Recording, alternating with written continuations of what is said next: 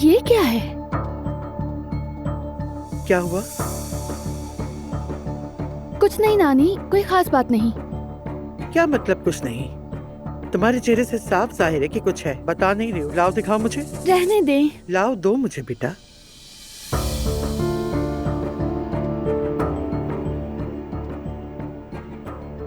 यहाँ तालीम की बात करने के बजाय अपनी बहन को तालीम दीजिए कि वो शादीशुदा मर्दों से दूर रहे। आपकी बहन ने आपकी बेटी की सास का घर उजाड़ दिया है। आप यहाँ आराम से शो में बैठे हैं जैसे कुछ हुआ ही नहीं। शर्म आनी चाहिए आपको। जाहिल है ये नाइला। वो ठीक कह रही है। सब कुछ सच ही तो है बेटा। लेकिन क्या ये लाइव शो में कहने वाली बात है नानी? एलिफ, हमें दुनिया के सामने रुस्वा करके रख दिया तुमने।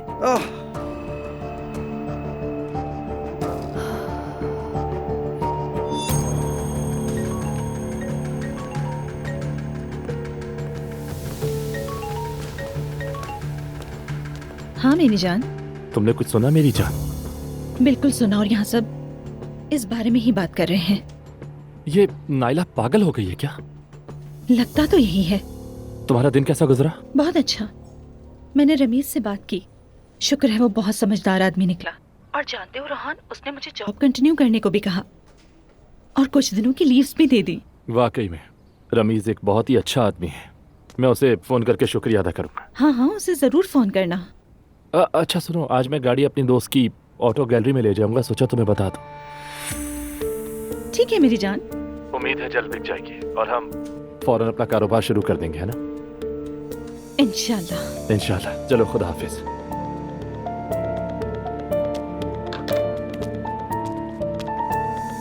आ जाए। रमीज साहब। हाँ बोलो। मुझे मालूम नहीं था एलिफ साहिबा वाला मामला। हाँ, जो होना था हो गया। ये वक्त भी गुजर जाएगा, कोई मसला नहीं। आप इतने पुरसुकून कैसे हैं? आज से पहले आपको ऐसा नहीं देखा। यानी इतना सब कुछ हो जाने के बावजूद भी आप खामोश कैसे रह सकते हैं? तुम देखो, मेरी खामोशी से धोखा ना खाओ। मैं सब्र से काम लेता हूँ। जब सब रिलैक्स हो जाएंगे तब देखूंगा मुझे क्या करना है। अगर कुछ और नहीं है तो जा सकती हो।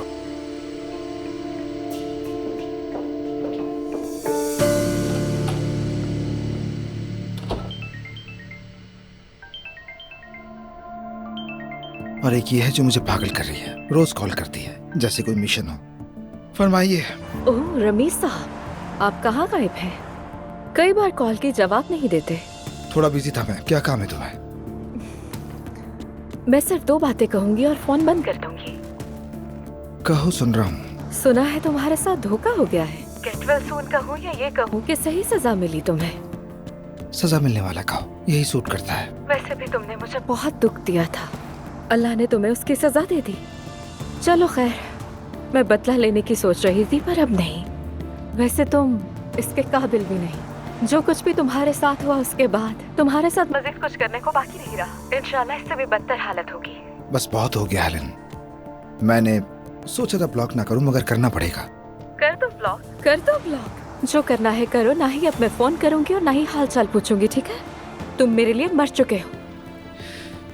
पागल औरत, दिमाग खा गई है मेरा। ज़रा मुझे तो समझ नहीं आ रहा क्या कहूं। चुप सी लग गई है। मुझे भी। रमीज का चेहरा देखने की हिम्मत नहीं है मुझ में, और फिर उस पर लाइव शो पर नया स्कैंडल। रमीज एक प्रोफेशनल इंसान है, बल्कि अमूमन ऐसे स्कैंडल्स चैनल की रेटिंग बढ़ाते हैं। जाती तौर पर हाँ, वो शायद परेशान हुआ होगा, मगर बिजनेस के हिसाब से वो बिल्कुल परेशान नहीं। ऊपर से उसका नाम भी नहीं लिया गया। मैं बहुत परेशान हूँ अर्तुगरुल। मम्मी ने ये सब सुना होगा तो न जाने क्या हालत हुई होगी उनकी। यकीनन वो बहुत परेशान होगी, लेकिन अब रोने का कोई फायदा नहीं। जाहिर है ये बात फैल जाएगी, लोग कुछ दिन बात करेंगे, लेकिन तुम देखोगी कि हमेशा की तरह लोग वक्त के साथ सब भूल जाएंगे। एलिफ ने हरकत ही ऐसी की है। इतने सारे लोगों को फेस करना पड़ रहा है। कितने लोग इससे मुतासिर हुए हैं, उसे तो कोई परवाह ही नहीं है। शायद तुमने अभी तक उससे बात नहीं की। नहीं, मैं सुकून में आ जाऊं फिर करूंगी, लेकिन सोच रही हूँ कि आज शाम को उससे जाके बात कर ही लूं। मेरा मतलब फैसला तुम्हारा होगा, लेकिन तुम ज्यादा परेशान मत हो और गुस्सा भी ना करो। कोशिश करूंगी। वैसे अगर बात तुम्हारी मर्जी के मुताबिक नहीं हुई तो तुम जब चाहो मुझे कॉल कर सकती हो, या तुम जानती हो। Thank you Ertugrul. कोई बात नहीं।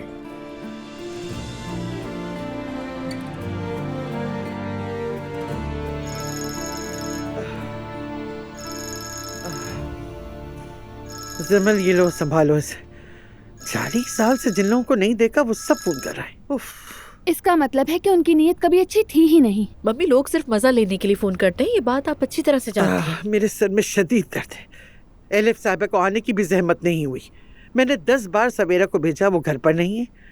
लगता है उस आदमी के साथ है। आए।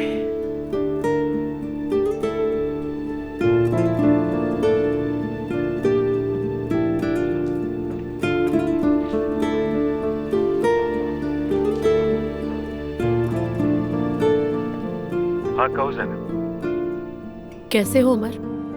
बुरा नहीं हूँ। जो कुछ हुआ सुना मैंने, अफसोस है मुझे। हाँ, बहुत शुक्रिया। हमारे साथ तो बहुत ही बुरा हुआ। ये स्कैंडल तो अब हर तरफ फैल जाएगा। तुम्हारी अपने भाई से मुलाकात हुई? हाँ, मैं मिला था उनसे। एलिफ उन्हीं के साथ है ना? हाँ, साथ ही है। उमर, मेरा एलिफ से बात करना जरूरी है। वो हमारे स्टेडियम के करीब वाले होटल में है। ठीक है, बहुत शुक्रिया। ख्याल रखना। नायला, तुम्हारी हिम्मत कैसे हुई लाइव शो पे कॉल करने की? क्या सोचकर ये हरकत की? हमें भी रुस्वा करके रख दिया। तुमसे कहा किसने था ये सब करने के लिए? किसी को बदनाम करने के लिए इसने आज तक इजाजत कब ली है? अरे बस करो, मुझ पर क्यों चिल्ला रहे हो? हम यहाँ किससे डरे हैं, जरा बताओगे? बाबा छोड़कर चले गए हैं, अब कोई नहीं बचा जो इस बात पर मुझ पर गुस्सा करे। तुम्हारा मतलब कि अब हम ये सब कुछ करेंगे क्योंकि कोई नहीं बचा जो हम पर गुस्सा करे? नायला, नहीं आपा, जो जिस लायक है उसके साथ वैसा ही करेंगे। नायला, तुम्हें लगता है ये मुमकिन है? इस तरह तो मामला और उलझ जाएंगे। इस पर कोई मत चिल्लाए।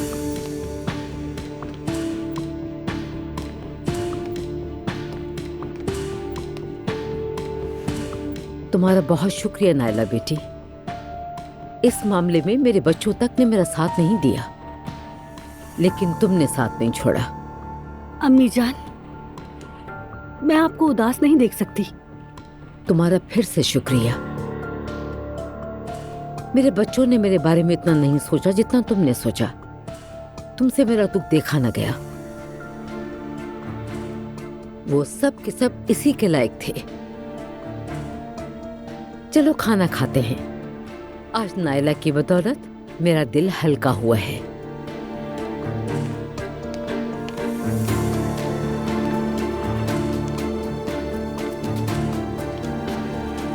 चलो चलो।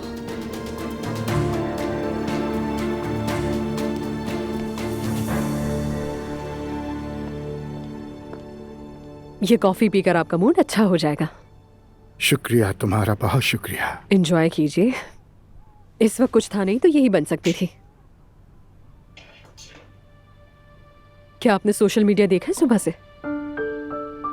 यूसुफ ने बताया था, मैंने सरसरी देखा है। ये नाइला बिना दिमागी मरीजा है। उसे वो सब कर कर क्या मिल गया आखिर? मोम और जैनब को परेशान किया, मगर मुझे अपने किए पर कोई पछतावा नहीं है। ये तो साफ जाहिर है ऐसा होना था। नाइला एक जाहिल लड़की है, उसने अपनी समझ के मुताबिक मरियम को खुश करने के लिए किया। मैं चाहती थी कि कम से कम सारा शहर हमारे बारे में बात न करे। ये भी बाकी बातों की तरह सब भुला दिया जाएगा। आप समंदर की तरह हैं। क्या मतलब? बहुत गहरे हैं आप, बहुत पुरसुकून। हर लफ्ज सबक की तरह है। लोग आपसे रोज कुछ न कुछ सीखते होंगे। चलो तुम्हें कुछ और भी सिखाता हूँ।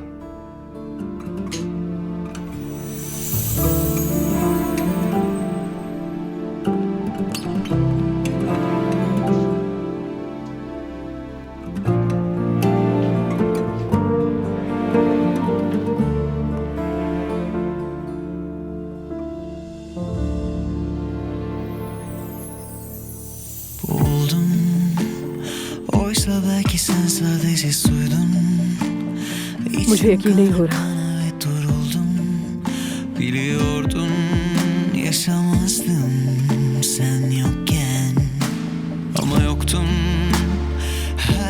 मैं तुम्हें बताना चाहता था मैं तुम्हारे लिए कितना सीरियस हूँ। तुम शादी करोगी मुझसे? बिल्कुल बिल्कुल करूंगी मैं।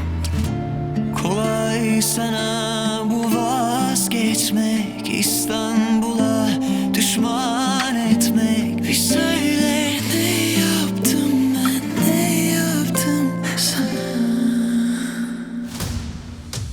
Yağmurları yağdırdım üzerine, affet bebeğim, gideceğim bile bile. Ben yokken sen hep yalnızsın. Yağmurları yağdırdım üzerine, affet bebeğim, gideceğim bile bile. Ben yokken sen hep यकीनन सब कुछ आसान होता अगर आप तलाक ले लेते। बहुत शुक्रिया, बहुत खूबसूरत है ये। जब तक मेरी तलाक नहीं हो जाती हम दीनी निकाह कर लेते हैं। दीनी निकाह मतलब? इमामी निकाह। देखिए अप्पू, ये चीज़ें मेरे टाइप की नहीं है बिल्कुल। मेरे लिए सिविल मैरिज ही काफ़ी है फिल वक्त। लेकिन फिर भी आप चाहते तो हम इमामी निकाह कर लेते, कोई मसला नहीं है इसमें। लेकिन बात सुने, मैंने पहले भी कहा था कि मैं चार दीवारी में नहीं बैठूंगी। इसका इस बात से क्या ताल्लुक है एलिफ? मेरे लिए ताल्लुक है। ठीक है, जैसा तुम चाहो एलिफ।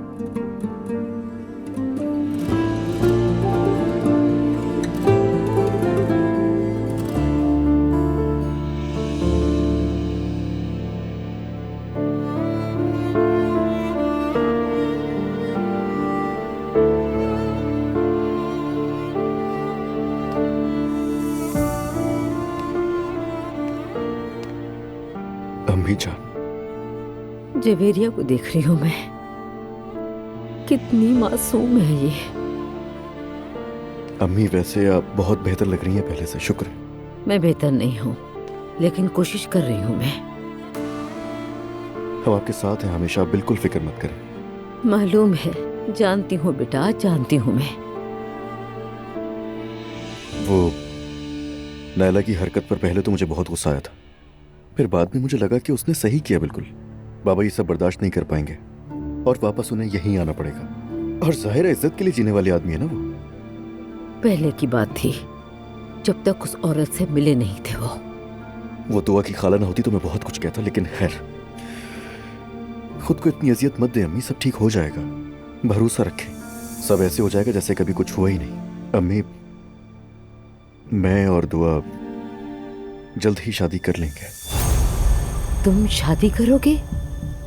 जी हाँ अम्मी, हम दोनों राजी हैं इस फैसले से। इसकी इजाजत नहीं दूंगी मैं। ये क्या कह रही हैं? उस लड़की से शादी नहीं करोगे। देखें, वही करने जा रहा हूं जिसकी आपको कब से ख्वाहिश थी अम्मी। ये पहले की बात थी अजलान, हमारे साथ ये सब दुआ के आने के बाद से शुरू हुआ है। अगर दुआ हमारी जिंदगी में ना आती तो तुम्हारे बाबा एलिफ से कभी नहीं मिलते। मैंने अपनी जिंदगी की पहली गलती उस वक्त की जब तुम्हें उससे शादी की इजाजत दी। अब दोबारा गलती नहीं करूंगी। लेकिन इस सब का अम्मी दुआ से क्या ताल्लुक है, ये बताएं। अगर तुमने उससे शादी की तो मैं तुम्हें कभी माफ नहीं करूंगी। ये हतमी फैसला है, सुन लो।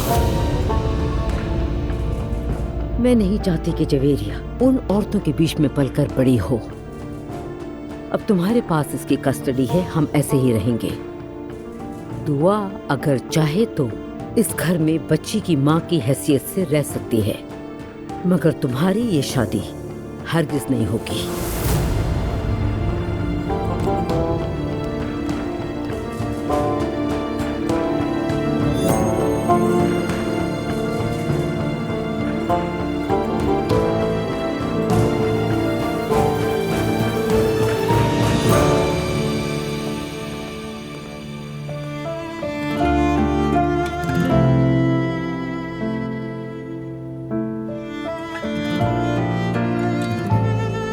चाह के तुम्हें खुद से दूर रखूं, लेकिन ये मेरे बस में नहीं है उमर, तुमसे दूर नहीं रह पा रही।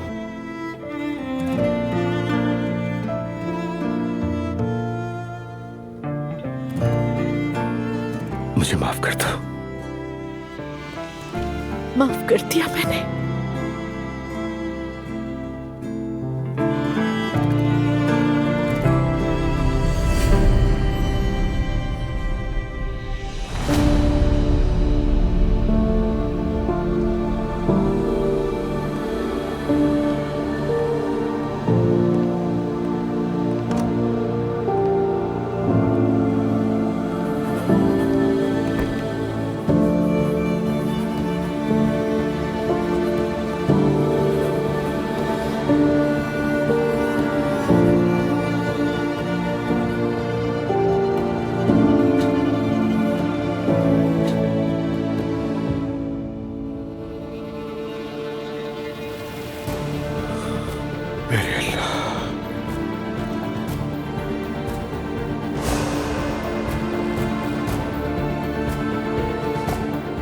मैं जानता हूँ ये हकीकत नहीं है। तुम्हें लेने आया हूं मैं।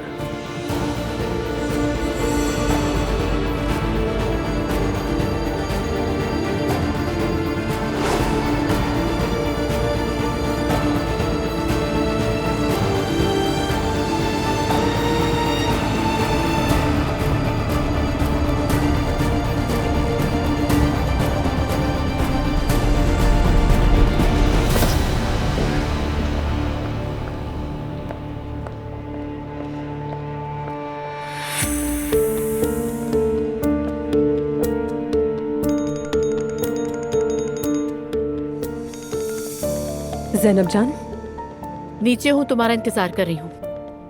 हाँ तो ऊपर आ जाओ ना। एलिफ, ये मजाक करने का वक्त नहीं है, ना ही तुम्हारी इश्क की दास्तान सुनने का वक्त है। नीचे आओ, इंतजार कर रही हूँ मैं। अच्छा ठीक है, आ रही हूँ मैं।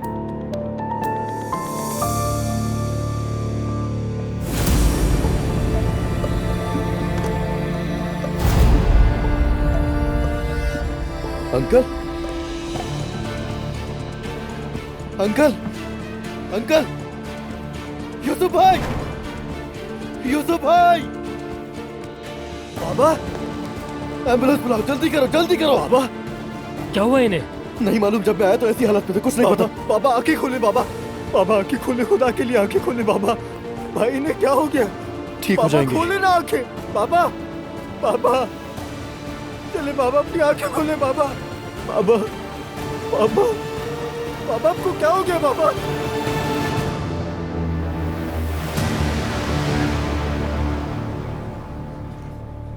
एलिफ, तुम्हें अंदाजा भी है कि तुमने हम सबके साथ क्या कर दिया है?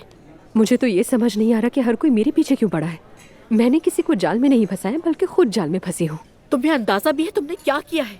एलिफ, तुम मेरे दामाद के बाप के साथ हो, जो तुम्हारा भी समधी है। तुम भी तो उसके चचा के साथ थी ना। यहाँ तक कि जब दुआ ने भी तुमसे नाराजगी जाहिर की, मैंने तुम्हारी हिमायत की थी, मैंने तुम्हारा साथ दिया था। और रेहान ने भी तो उमर के साबका बीवी से शादी की थी ना, तब तो किसी ने कुछ नहीं कहा था। तो फिर अब मेरी बारे में ये सब क्यों हो रहा है? एलिफ, यहाँ बात अलग है। वो आदमी शादीशुदा है और अपनी बीवी के साथ खुश है। नहीं है खुश, बिल्कुल भी खुश नहीं है। अगर खुश होता तो मेरे पास क्यों आता? क्या हो गया है एलिफ? लगता है आंखों पे पर्दा पड़ गया है तुम्हारी। ज़ैनब जान, कम से कम तुम तो ये सब बातें ना करो मुझसे। कम से कम तुम तो समझो मुझे। तुम्हें नहीं समझ सकती एलिफ, तुम एक कमसिन लड़की बनी हुई हो। तुम्हें अंदाजा भी है कि तुमने कितने लोगों को तकलीफ दी है। तुम जानती थी ना दुआ उस घर में पहले ही तनाव का शिकार थी। तुमने उस पर मजीद बोझ डाल दिया है। माफ करना, मुझे भी हक है अपनी जिंदगी अपनी मर्जी से गुजारने का। और तुमने रमीज का भी ख्याल नहीं किया। तुमने उस इंसान को शादी से एक दिन पहले ही छोड़ दिया। क्या तुम्हें किसी पर जरा सा भी तरस नहीं आता एलिफ? क्यों नहीं आता, बिल्कुल आता है। हम कोई यहाँ जश्न नहीं मना रहे हैं। मैं और अप्पू अपने पीछे जो कुछ छोड़ चुके हैं उस पर अफसोस कर रहे हैं, लेकिन कोई भी हमारी पोजीशन समझने को तैयार ही नहीं है। एलिफ, खुदा के लिए होश के नाखून लो, ख्वाबों की दुनिया से जरा बाहर निकल के देखो। मरियम साहिबा जब सदमे से निकलेंगी तो क्या होगा, अंदाजा है तुम्हें? जो भी हो मुझे परवाह नहीं है, हम हर खतरा मोल ले लेंगे।